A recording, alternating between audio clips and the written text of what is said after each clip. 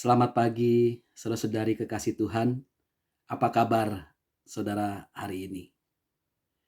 Kami di Belanda baik-baik karena berkat Tuhan selalu melingkupi hidup ini. Pagi ini di Den Haag cuaca masih dingin, tapi berkat kasih Tuhan memeluk, menghangatkan, dan menyegarkan jiwa kami. Saya yakin saudara-saudari juga mengalami berkat kasih Tuhan seperti itu. Mari sebelum kita membaca, mendengarkan, dan merenungkan firman Tuhan, kita berdoa. Terima kasih Tuhan untuk berkat kasih-Mu yang selalu melingkupi hidup kami. Terima kasih untuk firman-Mu yang senantiasa menjadi terang bagi perjalanan hidup kami. Saat ini kami siap untuk membaca, mendengarkan, dan merenungkan firman Tuhan. Kami percaya Roh Kudus turut bekerja, menjadikan kami ini sebagai tanah yang subur, supaya firman yang ditabur boleh sungguh-sungguh tertanam dalam diri kami, bertumbuh, berakar, berbunga, dan juga berbuah di dalam hidup kami. Ya Roh Kudus, urapi kami semua. Di dalam nama Tuhan kami Yesus Kristus, firman yang hidup, kami berdoa. Amin. Saudara-saudari, pembacaan Alkitab pada hari ini dari 2 Raja-Raja pasal 22 ayat 3 sampai dengan 20. Kitab 2 Raja-Raja pasal 22 ayat 3 sampai dengan 20. Saya akan bacakan untuk kita semua. Dalam tahun yang ke-18 zaman Raja Yosia, maka Raja menyuruh Safan bin Azalia bin Mesulam, panitera itu, ke rumah Tuhan, katanya. Pergilah kepada imam besar Hilkia, suruhlah ia menyerahkan seluruh uang yang telah dibawa ke dalam rumah Tuhan, yang telah dikumpulkan dari pihak rakyat oleh penjaga-penjaga pintu. Baiklah itu diberikan mereka ke tangan para pekerja yang diangkat untuk mengawasi rumah Tuhan, supaya diberikan kepada tukang-tukang yang ada di rumah Tuhan untuk memperbaiki kerusakan rumah itu, yaitu kepada tukang-tukang kayu, tukang-tukang bangunan, dan tukang-tukang tembok, juga bagi pembelian kayu dan batu pahat untuk memperbaiki rumah itu. Tetapi tidak usahlah mengadakan perhitungan dengan mereka mengenai uang yang diberikan ke tangan mereka, sebab mereka bekerja dengan jujur. Berkatalah imam besar Hilkia kepada Safan, panitera itu, telah kutemukan kitab Taurat itu di rumah Tuhan. Lalu Hilkia memberikan kitab itu kepada Safan, dan Safan terus membacanya. Kemudian Safan, panitera itu, masuk menghadap raja. Disampaikannyalah kabar tentang itu kepada raja. Hamba-hambamu ini telah mengambil seluruh uang yang terdapat di rumah Tuhan dan memberikannya ke tangan para pekerja yang diangkat mengawasi rumah itu. Safan, panitera itu, memberitahukan juga kepada raja, Imam Hilkia telah memberikan kitab kepadaku. Lalu Safan membacakannya di depan raja. Segera sesudah raja mendengar perkataan kitab Taurat itu, dikoyakannyalah pakaiannya. Kemudian raja memberi perintah kepada Imam Hilkia, kepada Ahikam bin Safan, kepada Akbor bin Mika, kepada Safan panitera itu, dan kepada Asaya hamba raja, katanya, "Pergilah, mintalah petunjuk Tuhan bagiku, bagi rakyat dan bagi seluruh Yehuda tentang perkataan kitab yang ditemukan ini. Sebab hebat kehangatan murka Tuhan yang bernyala-nyala terhadap kita. Oleh karena nenek moyang kita tidak mendengarkan perkataan kitab ini dengan berbuat tepat seperti yang tertulis di dalamnya.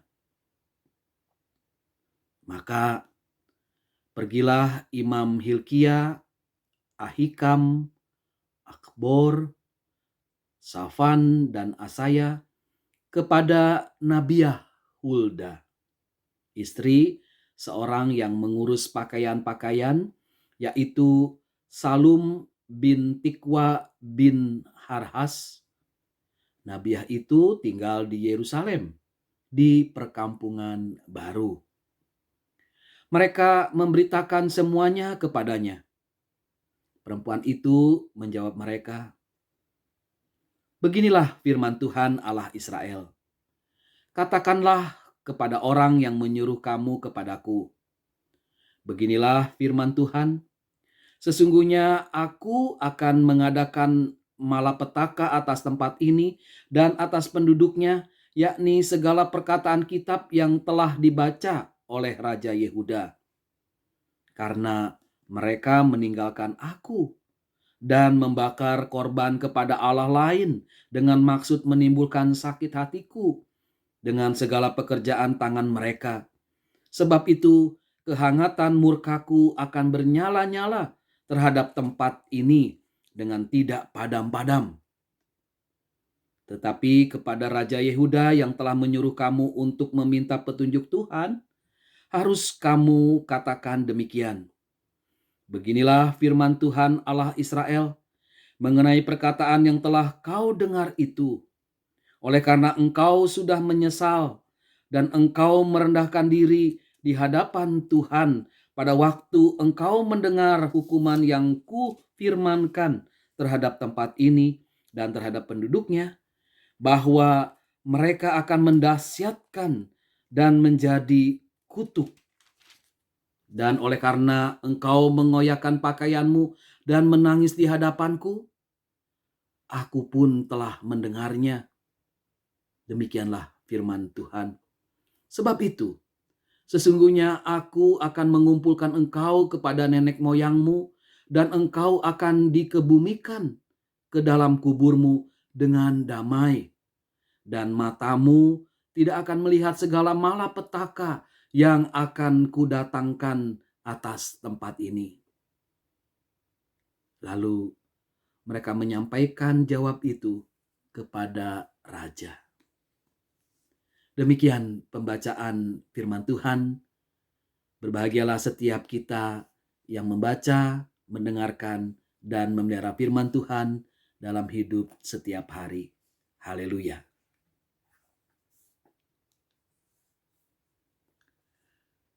Saudara-saudari yang dikasihi Tuhan, memperbaiki kerusakan rumah.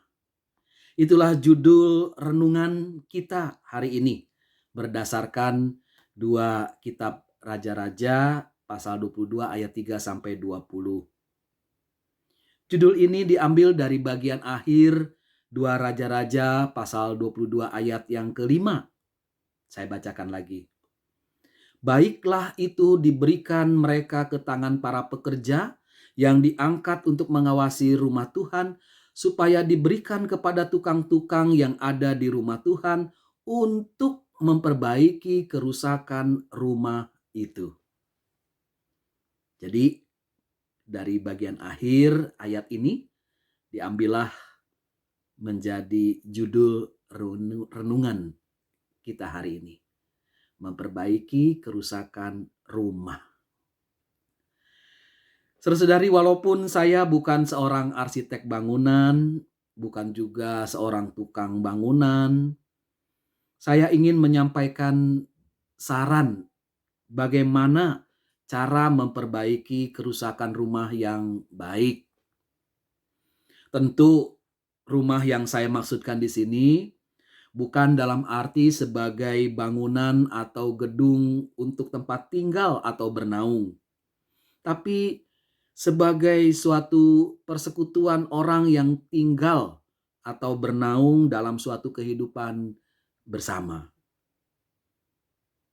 Memang dalam 2 Raja-Raja pasal 22 ayat 3 sampai 20 yang tadi kita baca, Raja Yosia menyampaikan rencananya kepada Safan bin Azalia bin Mesulam tentang memperbaiki kerusakan rumah Tuhan.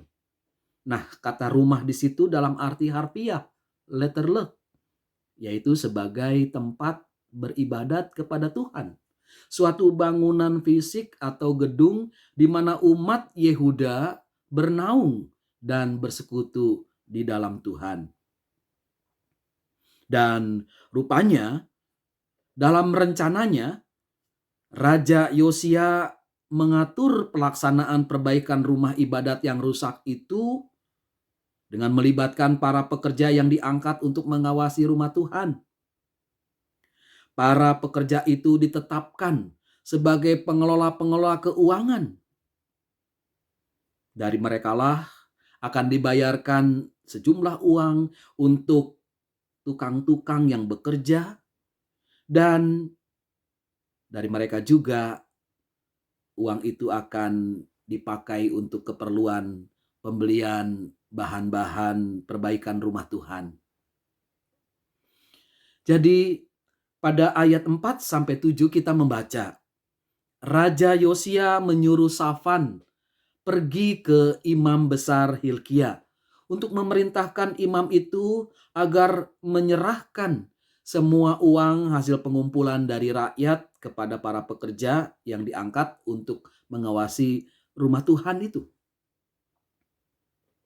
Lalu pada ayat ke-8 dan seterusnya kita membaca, ketika Safan menyampaikan perintah Yosia kepada imam besar Hilkia, imam besar Hilkia menyampaikan suatu berita yang mengejutkan.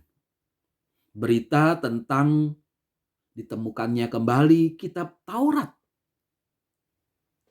Kata imam besar Hilkia, telah kutemukan kitab Taurat itu di rumah Tuhan. Safan mengambil kitab Taurat itu dan membaca kitab Taurat itu. Lalu Safan pun kembali menghadap Raja Yosia, melaporkan bahwa ia sudah melaksanakan tugas raja. Seluruh uang dari rumah Tuhan sudah diambil dan diberikan kepada para pekerja yang diangkat mengawasi rumah Tuhan. Selain itu, Safan juga menyampaikan bahwa Imam Hilkia memberikan sebuah kitab kepadanya, yaitu kitab Taurat. Kitab itu kemudian dibacakan oleh Safan di hadapan Raja Yosia. Pada ayat ke-11 dituliskan, segera sesudah raja mendengar perkataan kitab Taurat itu, dikoyakannya lah pakaiannya. Itulah respons yang menunjukkan bahwa Raja Yosia hormat kepada Tuhan dan menyesali perbuatan-perbuatan jahat leluhurnya, nenek moyangnya terhadap Tuhan, seperti dituliskan dalam kitab Taurat itu. Entah bagaimana Raja Yosia merasakan kehangatan murka Tuhan terhadap bangsa Yehuda karena perbuatan-perbuatan jahat nenek moyang mereka. Raja Yosia tidak menutup-nutupi dosa masa lalu bangsanya. Dia membuka kebobrokan leluhurnya di hadapan Tuhan dan mengumumkan itu kepada seluruh rakyat Yehuda. Saudara-saudari kekasih Tuhan, kitab Taurat yang ditemukan kembali itu menjadi cermin bagi diri raja dan bagi bangsanya. Bercermin kepada firman Tuhan, Raja Yosia dan seluruh rakyat Yehuda melihat siapa dirinya, siapa bangsanya itu di hadapan Tuhan. Sesungguhnya diri raja dan masing-masing rakyat Yehuda adalah pribadi-pribadi yang lebih mengutamakan kepentingan dan kesenangan diri sendiri daripada kehendak Tuhan. Raja Yosia berharap semua orang Yehuda bertobat, menyesali kesalahan dan dosanya di hadapan Tuhan, lalu berjuang untuk memperbaiki kerusakan hidup mereka akibat dosa. Saudara-saudari yang dikasihi Tuhan, jadi Raja Yosia ternyata melakukan bukan hanya perbaikan rumah Tuhan dalam arti fisik, bangunan tempat beribadat itu, tapi juga perbaikan hidup masing-masing rakyat Yehuda. Yehuda baik sebagai pribadi maupun sebagai persekutuan umat Tuhan. Yang rusak itu ternyata bukan hanya rumah Tuhan sebagai tempat ibadat, tapi rumah Tuhan sebagai pribadi, sebagai persekutuan bersama di hadapan Tuhan. Saudara-saudari, dari cerita 2 Raja-Raja pasal 22 ini, saya menemukan ada 3 prinsip untuk memperbaiki kerusakan rumah sebagai pribadi dan sebagai persekutuan bersama. Ada 3 prinsip penting. Pertama, prinsip kepercayaan atau trust. Pada bagian awal cerita, Raja Yosia memberi kepercayaan kepada Safan dan pekerja-pekerja yang diangkat untuk mengelola keuangan. Selain itu, Raja juga memberi kepercayaan atau trust kepada tukang-tukang bangunan untuk melaksanakan proyek perbaikan rumah Tuhan. Jadi semua unsur dalam proyek perbaikan rumah Tuhan itu diharapkan dapat saling percaya, saling memberikan kepercayaan atau trust. Tanpa saling percaya, tanpa trust, tidak mungkin proyek perbaikan itu terlaksana dengan baik.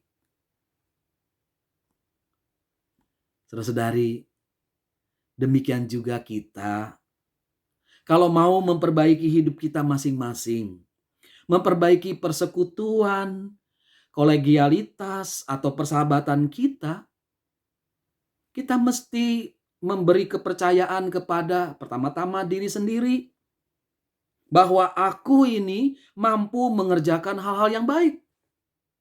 Kita mesti percaya diri untuk hal itu. Aku mampu mengerjakan hal baik.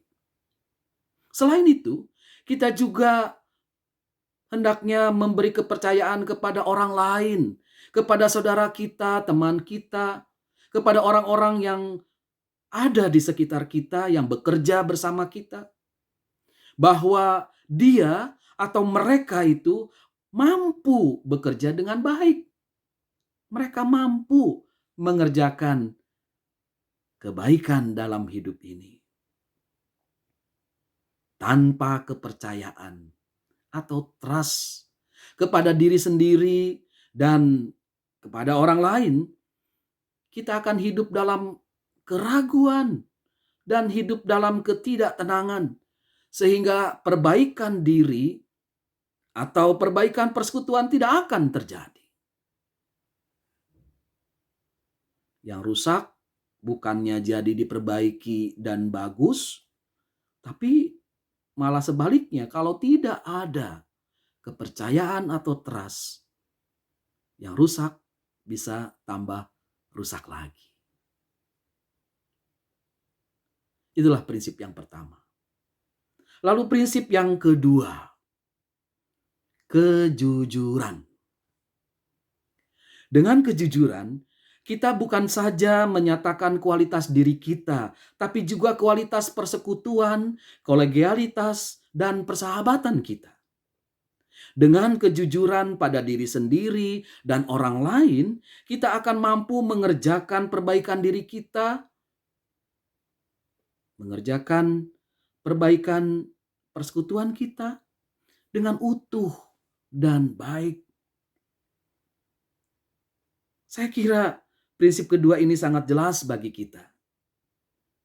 Jadi kalau kita mau memperbaiki diri, ayo mulailah dengan jujur pada diri sendiri.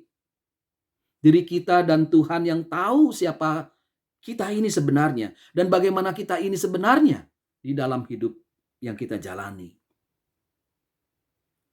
Kalau kita mau memperbaiki persekutuan, memperbaiki kolegialitas atau persahabatan kita, ayo, prinsip kejujuran mesti kita praktekkan, mesti kita tegakkan. Semangat persekutuan, kolegialitas atau persahabatan kita mestinya seperti judul lagu Bruri Marantika dan Dewi Yul, jangan ada dusta di antara kita. Saudara-saudari, kisah proyek perbaikan rumah Tuhan yang dipelopori oleh Raja Yosia juga mempraktekkan prinsip kejujuran ini.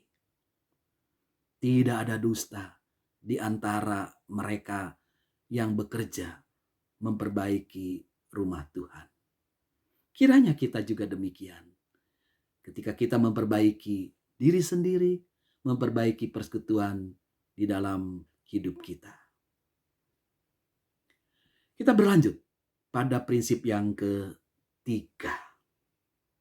Untuk perbaikan rumah sebagai diri atau sebagai persekutuan bersama, kita perlu mempraktekkan prinsip pertobatan. Menurut saya, pertobatan adalah prinsip yang paling utama kalau kita mau memperbaiki kerusakan diri dan kerusakan persekutuan bersama. Dan pertobatan mestinya ditunjukkan dengan praktek 3P. Pengakuan, penyesalan, dan perubahan. Pengakuan.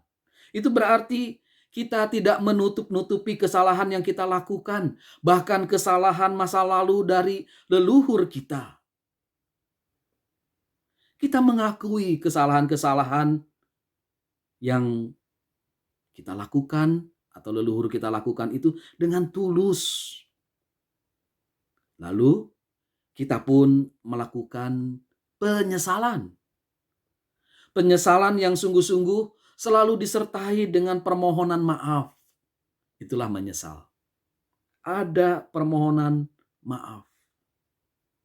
Dan segera sesudah itu, kita pun bertekad dan berjuang untuk melakukan perubahan.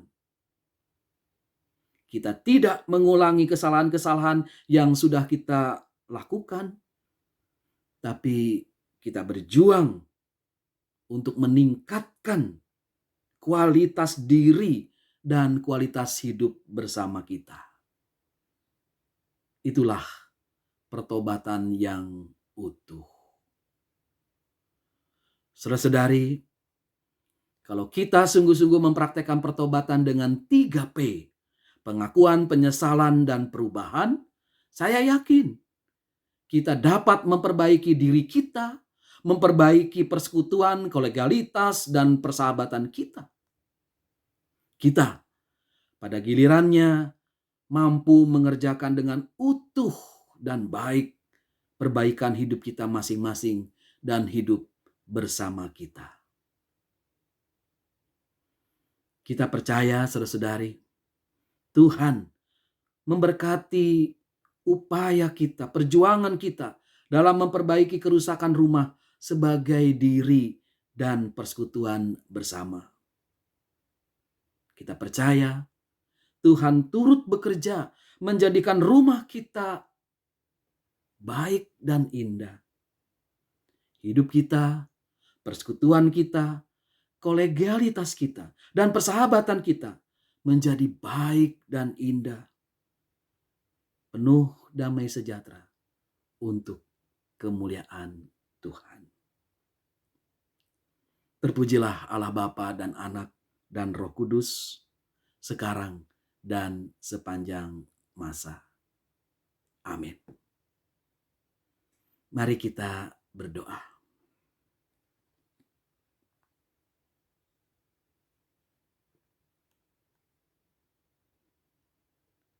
Segala hormat dan pujian kami haturkan bagimu, ya Bapa Surgawi yang maha baik. Engkaulah yang senantiasa memberkati kehidupan kami sebagai pribadi, keluarga, dan persekutuan bersama. Berkat-Mu melalui firman yang kami baca dan kami dengarkan dan renungkan, menerangi perjalanan hidup kami, mengarahkan dan menuntun kami pada jalan dan kebenaran dan hidup sebagaimana Yesus Kristus anak-Mu yang menyelamatkan kami. Ya Tuhan yang Maha Kasih, dalam kehidupan yang rusak oleh karena kesalahan dan dosa kami diingatkan oleh firman-Mu agar berjuang memperbaiki kerusakan-kerusakan itu. Kerusakan yang terjadi pada diri kami, yaitu pada tingkah laku hidup kami, dalam pikiran, perkataan, dan perbuatan. Kerusakan pada persekutuan, persahabatan, dan kolegialitas hidup bersama kami. Oh Tuhan, tolonglah kami untuk memperbaiki kualitas diri kami dan kualitas hidup bersama kami, baik di dalam keluarga, masyarakat, juga di dalam gereja. Mampukanlah kami untuk memberi kepercayaan atau trust kepada diri kami sendiri, kepada orang-orang yang hidup bersama kami, supaya perbaikan hidup dapat terlaksana dengan baik. Mampukan kami juga untuk mempraktekkan kejujuran dimanapun kami berada. Bagi setiap umat-Mu yang mencari nafkah, biarlah mereka bekerja dengan jujur. Bagi saudara-saudari kami yang masih menempuh pendidikan, biarlah mereka juga bersikap jujur dalam studi mereka. Ya Roh Kudus yang setia, Engkaulah yang mengingatkan dan mengajarkan kami agar sungguh-sungguh menyatakan pertobatan dalam hidup ini. Pertobatan yang sungguh-sungguh akan nyata dalam perubahan hidup kami, baik sebagai pribadi maupun sebagai persekutuan hidup bersama. Kini, ya Allah, kami ingin mengucapkan doa bersama-sama, sebagaimana doa Bapa kami yang Tuhan Yesus ajarkan. Bapa kami yang di surga, dikuduskanlah nama-Mu, datanglah kerajaan-Mu, jadilah kehendak-Mu di bumi seperti di surga. Berikanlah kami pada hari ini makanan kami yang secukupnya, dan ampunilah kami akan kesalahan kami, seperti kami juga mengampuni orang yang bersalah kepada kami. Dan janganlah membawa kami ke dalam pencobaan, tetapi lepaskanlah kami daripada yang jahat. Karena Engkaulah yang empunya kerajaan dan kuasa dan kemuliaan sampai selama-lamanya. Amin. Saudara-saudari kekasih Tuhan, persekutuan doa pagi kita selesai. Tuhan memberkati kita dari sekarang sampai selama-lamanya. Amin. Bagi Bapak Ibu yang memiliki pergumulan khusus dan ingin didoakan, bisa menghubungi rekan-rekan pendeta di nomor berikut.